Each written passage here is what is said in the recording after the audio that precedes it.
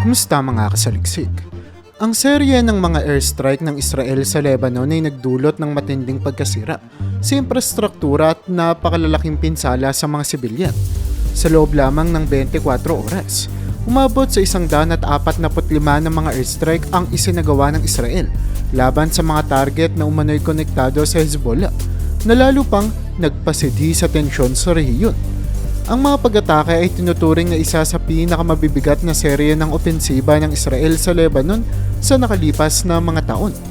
Ayon sa ulat ng lokal na media at mga military sources, ginamit ng Israeli Defense Forces o IDF ang makabagong F-16 fighter jets at mga guided missiles tulad ng GBU-39 Small Diameter Bombs o SDB upang matarget ang mga estratehikong lokasyon. Ang mga ito ay kilalang ginagamit sa mga high-precision strikes para sa mga kaunting collateral damage. Bagamat may mga ulat na marami pa ring sibilyan ang nasawi. Bukod dito, ginamit din ang mga drone gaya ng AIA Heron TP para sa reconnaissance at real-time targeting ng mga posisyon ng Hezbollah. Hindi lamang airstrikes ang isinagawa. Nagkaroon din ng artillery na pambobomba mula sa border towns ng Israel. Ang 155mm howitzers ay ginamit upang itarget ang mga tinukoy na command centers at munition depot ng Hezbollah. Sa kabila ng pagtutok sa mga target na militar, maraming residential area ang naapektuhan na nagresulta sa pagkasira ng mga bahay, ospital at eskwelahan. Ayon sa ulat ng United Nations Relief and Work Agencies o UNRWA, higit 300,000 katawang nawala ng tirahan matapos ang sunod-sunod na pambobomba. Ang mga bayan ng Tyre at Nabatye sa southern Lebanon ang lubhang naapektuhan. Mahigit 70 sibilyan ang sawi, kabilang ang mga bata habang daan-daan ang sugatan. Ang ospital ng Al-Najah sa Tyre ay direktang tinamaan ng isang airstrike. Ayon sa Lebanese Red Cross na nagresulta sa pagkamatay ng 6 na healthcare workers. Ang pagkawala ng ospital ay nag-iwan sa libo-libong tao ng walang akses sa emergency medical care. Bukod sa mga nasawi, nagdulot din ng takot at trauma sa mga residente ang patuloy na pag-atake. Ayon sa ulat mula sa Human Rights Watch, maraming pamilyang nagdesisyon ng lumikas patungo sa hilaging bahagi ng Lebanon at maging sa kalapit na Syria upang makaiwas sa pinsala. Ipinaliwanag ng IDF na ang mga airstrike ay nakatuon sa mga pasilidad ng Hezbollah na ginagamit umano para sa smuggling ng armas mula sa Iran. Isa sa mga tinarget na lokasyon ay ang isang warehouse na sinasabing naglalaman ng Fateh 110 missiles, isang medium-range ballistic missile na may kakayahang umabot sa Israel. Sinabi rin ng Israeli government na ang kanilang layunin ay pahinain ang pasilidad ng Hezbollah upang maglunsad ng rocket attack sa Israel. Sa nakalipas na linggo lamang, higit 300 rocket ang pinakawala ng Hezbollah mula sa southern Lebanon na tumama sa northern Israel. Sa kabila ng mga pagsisikap ng Israel na idepensa ang kanilang pambansang seguridad, ang mataas na bilang ng nasawi sa mga sibilyan ay patuloy na kinuwestiyon ng pandaigdigang komunidad. Ang United Nations ay nananawagan ng agarang tigil putukan, habang ang Amnesty International ay nananawagan ng investigasyon sa mga posibleng war crimes na nagresulta mula sa mga indiscriminate airstrikes. Samantala, ang Amerika ay nagpahayag ng suporta sa karapatan ng Israel na idepensa ang sarili, ngunit nanawagan din para sa pagpigil ng paglala ng sitwasyon. Ang tensyon sa pagitan ng Israel at Lebanon ay hindi na bago, ngunit ang kasalukuyang antas ng karahasan ay muling nagpapakita ng kawalang katiyakan sa rehiyon. Habang patuloy ang pag-atake, lalong lumalala ang kalagayan ng mga sibilyan na siyang pangunahing biktima ng hidwaang ito.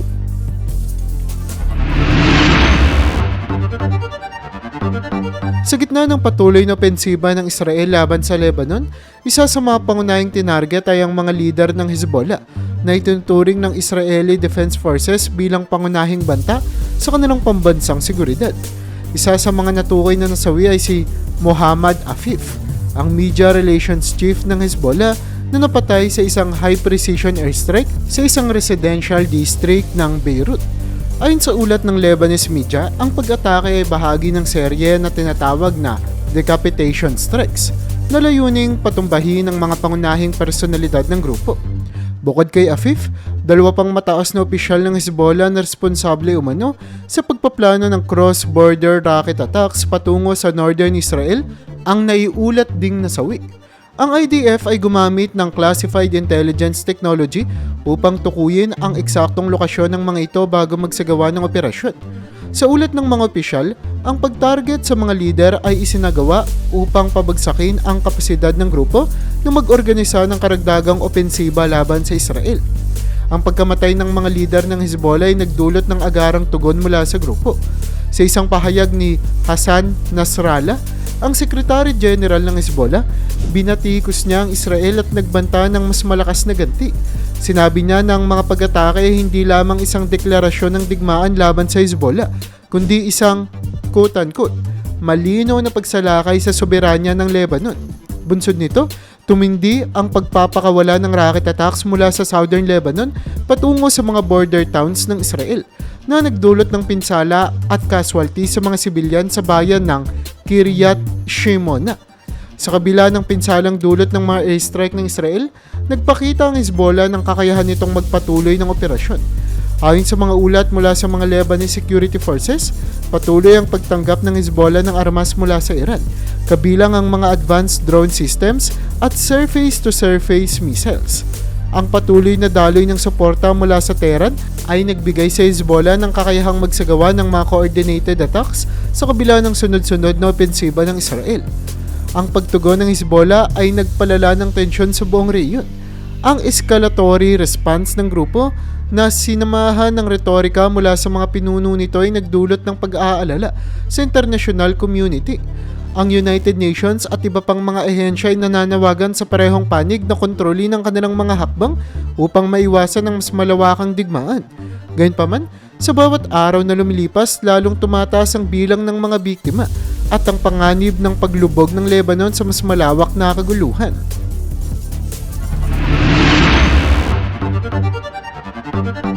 Ang serye ng pag-atake ng Israel sa southern Lebanon ay hindi lamang nagdudulot ng direktang pinsala sa mga ari-arian at buhay, kundi nagpalala rin ng sekta na tensyon sa loob ng bansa.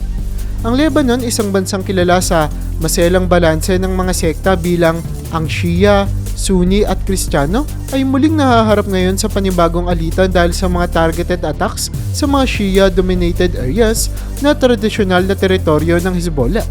Ang mga Shia Muslim na apektado ng mga airstrike ay nagtuturo ng sisi sa gobyerno ng Lebanon dahil umano sa kawalang aksyon nito sa pagprotekta sa kanilang mga komunidad.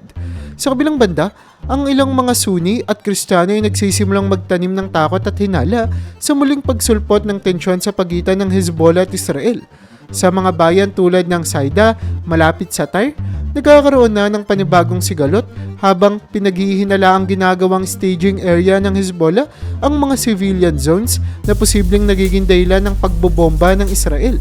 Dagdag dito, lumalakas ang panawagan mula sa ilang sektor na iwasan ng Hezbollah ang paggamit sa Lebanon bilang isang proxy battleground para sa interes ng Iran.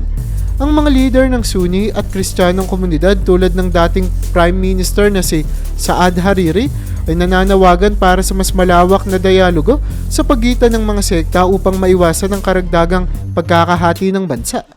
Ayon sa ulat mula sa Wall Street Journal, ang ilang lokal na leader ay binabatikos ang Hezbollah dahil sa umano'y pagkakasungkot nito sa kaguluhan na naglalagay sa Lebanon sa gitna ng mas malawak na hidwaan ng Iran at Israel. Samantala, ang mga tensyon naman sa mga sekta ay hindi lamang limitado sa retorika. Sa ilang bahagi ng Beirut, nagkaroon ng sporadic clashes sa pagitan ng mga taga-suporta ng Hezbollah at mga armadong grupo mula sa ibang sekta. Nagdulot ito ng mga agarang evacuation sa mga mixed sect neighborhood o yung mga lugar na kung saan halo-halo ang mga kinabibilangang sekta ng mga tao na natatakot sa posibilidad ng malawakang karahasan. Ang Lebanese Army na kadalasang tagapamagitan sa mga ganitong sitwasyon ay nahihirapan sa pagpapanatili ng kapayapaan dahil sa kakulangan sa pondo at mga kagamitan. Ang mga airstrike ng Israel at ang lumalalang tensyon sa pagitan ng mga sekta ay nagiging paalala sa mga masaklap na kasaysayan ng Lebanon, kabilang ang 15 taong civil war na nagdulot ng hindi mabilang na pinsala at pagkakahati-hati ng bansa. Habang nagbabala ang mga eksperto sa posibilidad ng muling pagbuhay sa ganitong klaseng karahasan, ang mga mamamayan ng Lebanon ay nananatiling naghahanap ng solusyon na magbibigay ng pangmatagalang kapayapaan sa kabila ng mga hamon. Sa kasalukuyan, ang sitwasyon ay nananatiling malapit sa gilid ng pagbagsak habang patuloy na naghahalo ang internal na tensyon at external na pressure mula sa Israel at mga kaalyado nito.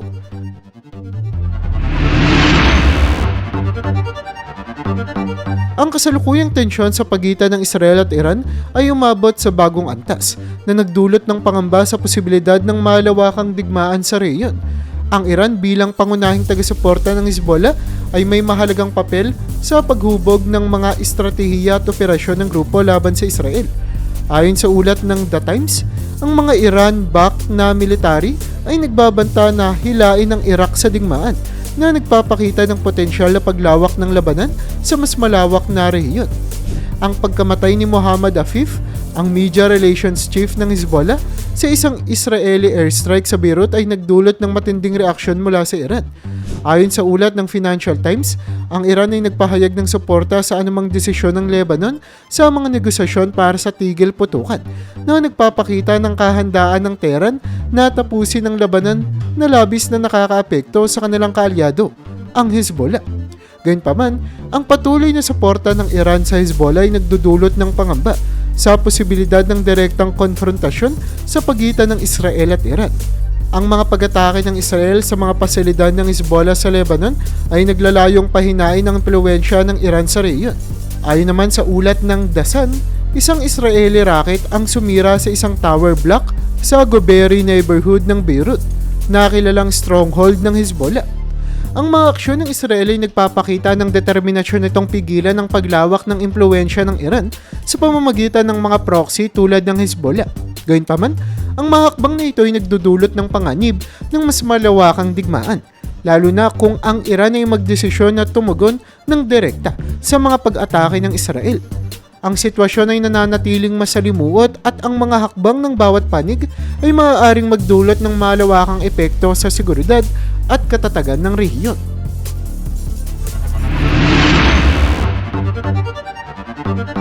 Habang umiinit ang tensyon sa pagitan ng Israel at Iran na nadadamay na nga ang Lebanon, tahimik ngunit mapanganib na gumagalaw ang mga pandaigdigang kapangyarihan tulad ng Russia at China upang itulak ang kanilang interes sa rehiyon.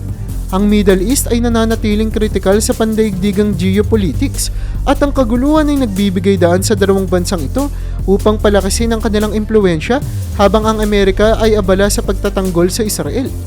Ayon sa mga ulat mula sa Middle East Monitor, ang Russia ay nananawagan para sa isang mas aktibong papel sa United Nations upang imbestigahan ang mga pag-atake sa Lebanon at Israel.